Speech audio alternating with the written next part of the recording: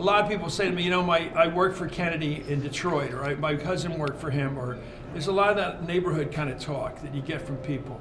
But a lot of it, they want to be reminded. It is fading.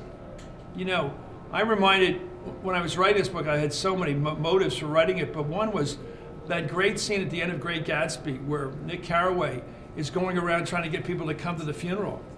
I got to get somebody. I have a feeling, man, I got to get people to come and remember Kennedy. That it's beginning to fade. All history fades. And I remember once when I worked for Tip O'Neill for all those years, and he told me about he was getting on an airplane one time. Here's this big 300-pound guy practically, and this young flight attendant is putting one of those extra extenders around him, the seat belts. And she comes down to give him an extra extender, and she says, I hear somebody famous is getting on the plane.